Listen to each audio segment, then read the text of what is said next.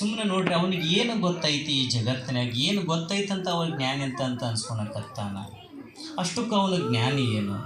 ಇಲ್ಲೊಂದು ಗಿಡ ಐತಿ, ಈ ಗಿಡದಾಗ ಎಷ್ಟೊಂದು ಟೊಂಗೆಗಳದವು, ಎಲೆ ಐತಿ, ಹೂ ಬಿಟ್ಟೈತಿ, ಎಲ್ಲ ಇದೈತಿ.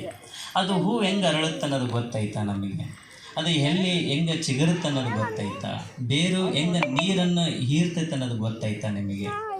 ಏನು ಗೊತ್ತೈತಂತ ನಮಗೆ ಈ ಜಗತ್ತನ್ನೇ ನಾವು ಬುದ್ಧಿವಂತರಂತ ಅನ್ಸ್ಕೊಂಡಿವಿ. ಒಂದು ಸಣ್ಣ ಇರುವೆ ಐತಲ್ಲ, ಇಡೀ ಜಗತ್ತಿನ ಬಗ್ಗೆ ಅಲ್ಲ, ಸಣ್ಣ ಒಂದು ಇರುವೆ ಐತಿ, ಇರುವೆ ಬಗ್ಗೆ ನಮ್ಗೆ ಏನಾರು ಗೊತ್ತೈತೆ? ಈ ಜಗತ್ತಿನ ದೊಡ್ಡ ದೂರ ಹೋಯ್ತು, ಸಣ್ಣದೊಂದು ಇರುವೆ ಬಗ್ಗೆ ನಮ್ಗೆ ಏನಾರು ಗೊತ್ತೈತೆ?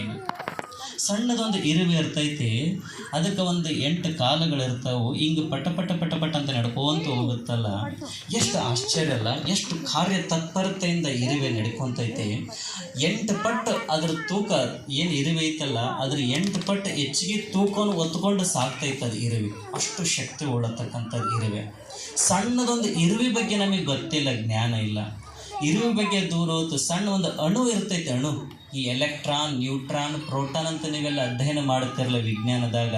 ಸಣ್ಣದು ಒಂದು ಅಧ್ಯಯನ ಮಾಡಿರ್ತೀರಿ, ಕರೆ PhD ಮಾಡಿರ್ತೀವಿ ಅದ್ರ ಮೇಲೆ, ಸೆಲ್ಲಿನ ಬಗ್ಗೆ ಎಲ್ಲ ವಿಜ್ಞಾನದಲ್ಲಿ ಅಧ್ಯಯನ ಮಾಡಿರ್ತೀವಿ. ಆದರೂ ಕೂಡ ಸಂಪೂರ್ಣವಾಗಿ ಒಂದು ಅಣುವಿನ ಬಗ್ಗೆ ನಿಮ್ಗೆ ಏನಾರು ಗೊತ್ತೈತೆ ಏನು? ಮನುಷ್ಯನಿಗೆ ಏನು ಗೊತ್ತೈತಂತಂದು ಹೇಳಿ ಇವಾಗ ಜ್ಞಾನಿ ಅಂತಂತ ಅನ್ಸ್ಕೊಳಕತ್ತಾನ. ಏನು ಗೊತ್ತೈತಂತ ಇವಾಗ ಬುದ್ಧಿವಂತ ಅಂತ ಅನ್ಸ್ಕೊಂಡನ. ಅಷ್ಟಕ್ಕೂ ಎಷ್ಟರ ಮಟ್ಟಿಗೆ ಗೊತ್ತೈತೆ ಇವನಿಗೆ? ಗೊತ್ತಿರ್ತಕ್ಕಂಥದ್ದು ಸ್ವಲ್ಪ ಅಲ್ಲ, ಸ್ವಲ್ಪ ಅಂದರೆ ಎಷ್ಟಂದ್ರೆ ಸಾಸ್ವಿ ಕಾಳಷ್ಟು ಅಷ್ಟ ಗೊತ್ತೈತಿ ಇವನಿಗೆ ಜ್ಞಾನ. ಆದರೆ ತಿಳ್ಕೊಳೋದು ಎಷ್ಟೈತೆ ಅಂದ್ರೆ ಸಾಗರದಷ್ಟು ಐತಿ. ಇನ್ನು ತಿಳ್ಕೊಬೇಕು, ಅರಿತಕ್ಕಂಥದ್ದು ಎಷ್ಟೈತೆ? ಸಾಗರದಷ್ಟೈತಿ. ಮನುಷ್ಯ ಎಷ್ಟು ತಿಳ್ಕೊಂಡಾನ? ಸಾಸ್ವಿ ಕಾಳಷ್ಟು ತಿಳ್ಕೊಂಡಾನ. ಆದರೆ ಇನ್ನೂ ಸಾಗರದಷ್ಟು ತಿಳ್ಕೊಬೇಕನ್ನೋದನ್ನು ಮರ್ತಾನ. ಆದರೆ ಇನ್ನೊಬ್ಬರ ಮುಂದ್ಗಡೆ ಏನು ಹೇಳ್ತಾನ? ನಾನೇ ಸರ್ವಜ್ಞ ಅಂತ ತಂದು ಹೇಳ್ಕೊತಾನ. ಒಂದೇ ಒಂದು ಕ್ಷಣ ವಿಚಾರ ಮಾಡಬೇಕಾಗಿದ್ದು ಏನಂತಂದ್ರೆ, ಮನುಷ್ಯ ಏನನ್ನು ಅರಿಬೇಕಂತಂದ್ರೆ, ಸುಮ್ಮನೆ ಸಾಸ್ವಿ ಕಾಳಷ್ಟು ತಿಳ್ಕೊಂಡು ನನಗೆ ಸಾಗರದಷ್ಟು ಗೊತ್ತೈತಂದೇಳಿ ಜಂಬ ಕೊಚ್ಕೊಂಡು ಬಾಗುವುದನ್ನು ಬಿಟ್ಟು ಬರೀ ಬೀಗುವುದನ್ನು ಮಾಡ್ಕೊಂಡು ತೊಟ್ಟನಲ್ಲ, ಒಂದೇ ಒಂದು ಕ್ಷಣ ಬೀಗುವುದನ್ನು ಬಿಟ್ಟು ಒಂದೇ ಒಂದು ಕ್ಷಣ ಬಾಗಿ ಬಿಟ್ಟರೆ ಅವನು ಬದುಕೇ ಒಂದು ಭವ್ಯತೆಯಿಂದ ಕೂಡುತ್ತಾ, ದಿವ್ಯತೆಯಿಂದ ಕೂಡುತ್ತಾ. ಮನುಷ್ಯನಿಗೆ ಯಾಕೆ ದುಃಖ ಆಗೈತಿ ಅಂತಂದ್ರೆ, ಇವ ಬಾಗುವುದನ್ನು ಕಲಿತಿಲ್ಲ. ಏನಾದರೂ ತಿಳ್ಕೊಬೇಕಂದ್ರೆ ಬಾಗುವುದಿಲ್ಲ, ಬರೀ ಬೀಗುತ್ತಾನೆ. ಬೀಗುವುದಕ್ಕೆ ಇವನ ಬದುಕು ಏನಾಗತ್ತಂದ್ರೆ ಭವಣೆಯಿಂದ ಕೂಡೈತಿ, ದುಃಖದಿಂದ ಕೂಡೈತಿ.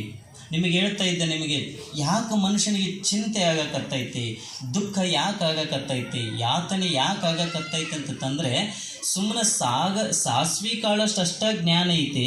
ಇನ್ನು ಸಾಗರದಷ್ಟು ಇನ್ನೂ ತಿಳ್ಕೊಬೇಕಂತಂದ್ರೆ, ಇನ್ನು ಸಾಗರದಷ್ಟು ಏನೈತಿ? ಅಜ್ಞಾನ ಐತೆ ಅವನಿಗೆ ಇನ್ನೂ. ಅಂದ್ರೆ ಸಾಸ್ವಿ ಕಾಳಷ್ಟು ಅಷ್ಟ ಜ್ಞಾನ ಐತಿ, ಸಾಗರದಷ್ಟು ಅಜ್ಞಾನ ಐತಿ. ಈ ಅಜ್ಞಾನ ಆವರಿಸೈತಲ್ಲ, ಈ ಅಜ್ಞಾನದಿಂದ ಮನುಷ್ಯನಿಗೆ ದುಃಖ ಆಗೈತಿ. ಇನ್ನು ಎಷ್ಟು ಮಟ್ಟಿಗೆ ತಿಳ್ಕೊಬೇಕು? ಸಾಗರದಷ್ಟು ತಿಳ್ಕೊಬೇಕು. ಆದರೆ ಅಜ್ಞಾನ ಅಷ್ಟು ಆವರಿಸೈತಲ್ಲ. ಯಾಕೆ ಇಷ್ಟೊಂದು ಅಜ್ಞಾನ ಆವರಿಸೈತೆ ಮನುಷ್ಯನಿಗೆ? ನಿಮಗೆಲ್ಲ ಹೇಳ್ತಾ ಇದ್ನಲ್ಲ ನಾನು, ಈ ಮನುಷ್ಯನಿಗೆ ಮೂರು ಶರೀರಗಳು. ಯಾವ್ಯಾವ ಶರೀರಗಳು? ಸ್ಥೂಲ ಶರೀರ, ಸೂಕ್ಷ್ಮ ಶರೀರ, ಕಾರಣ ಶರೀರ.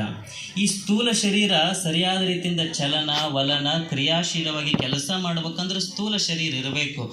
ಕೇವಲ ಸ್ಥೂಲ ಶರೀರ ಇದ್ರೆ ನಡೀತೈತಾ? ನಡೆಯಂಗಿಲ್ಲ. ಇದರಿಂದ ಇನ್ನೊಂದು ಯಾವುದೇ ಶರೀರ ಇರಬೇಕು? ಸೂಕ್ಷ್ಮ ಶರೀರ ಇರಬೇಕು. ಸೂಕ್ಷ್ಮ ಶರೀರ ಇತ್ತಂತಂದ್ರೆ ಈ ಸ್ಥೂಲವಾದಂಥ ಶರೀರಕ್ಕೆ ಬೆಲೆ ಐತಿ, ಗೌರವ ಐತಿ, ಎಲ್ಲವನ್ನು ಮಾಡ್ತಕ್ಕಂಥದ್ದು. ಸ್ಥೂಲ ಶರೀರ ಇರ್ಬೇಕಂದ್ರೆ ಸೂಕ್ಷ್ಮ ಶರೀರ ಕೆಲಸ ಮಾಡಬೇಕು.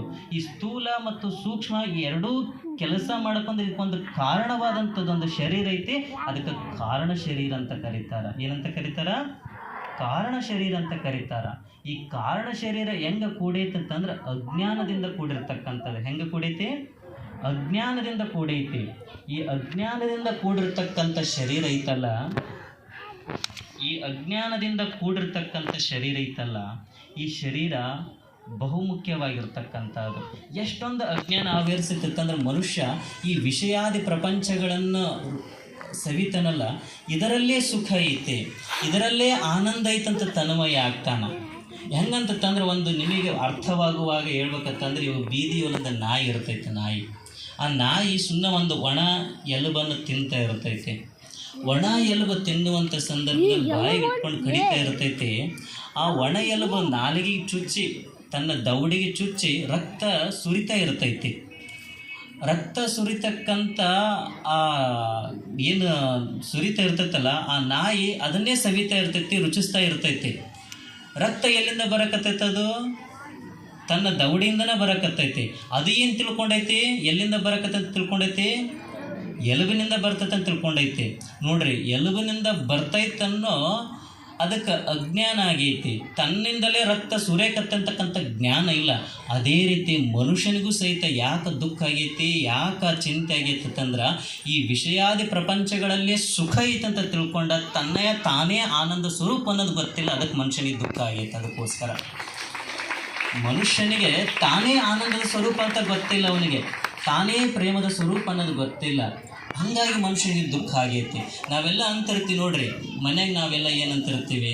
ನನ್ನ ಹೆಂಡತಿ ನನ್ನನ್ನು ಪ್ರೀತಿಸ್ತಾ ಇಲ್ಲ, ನನ್ನ ಗಂಡ ನನ್ನನ್ನು ಪ್ರೀತಿಸ್ತಾ ಇಲ್ಲ, ನನ್ನ ಸಂಬಂಧಿಕರು ನನ್ನನ್ನು ಪ್ರೀತಿಸ್ತಾ ಇಲ್ಲ, ನನ್ನ ನೆರೆಹೊರೆಯವರು ನನ್ನನ್ನು ಪ್ರೀತಿಸ್ತಾ ಇಲ್ಲ, ನನ್ನ ಸಮಾಜದವ್ರು ನನ್ನನ್ನು ಪ್ರೀತಿಸ್ತಾ ಇಲ್ಲ, ನನ್ನ ದೇಶದವ್ರು ನನ್ನನ್ನು ಪ್ರೀತಿಸ್ತಾ ಇಲ್ಲ ಅಂತ ನಾನು ದೂರ್ತಾ ಇರ್ತೀನಿ. ಅಲ್ಲ, ಅವ್ರು ನನ್ನ ಪ್ರೀತಿಸ್ತಾ ಇಲ್ಲ, ಇವ್ರು ನನ್ನನ್ನು ಪ್ರೀತಿಸ್ತಿಲ್ಲ ಅಂತ ದೂರ್ತಾ ಇದೆಯಲ್ಲ, ಅಂದ್ರೆ ಅವ್ರ ಹತ್ರ ಪ್ರೇಮವನ್ನು ಕೇಳಕತ್ತಿ ಅಂತಂದ್ರೆ ನೀವು ಪ್ರೇಮವನ್ನು ಅವ್ರ ಹತ್ರ ಬೇಡಕತ್ತಿ ಅಂತ ಅರ್ಥ ಆಯ್ತು. ಬೇಡುವರು ಏನಾಗ್ತಾರೆ?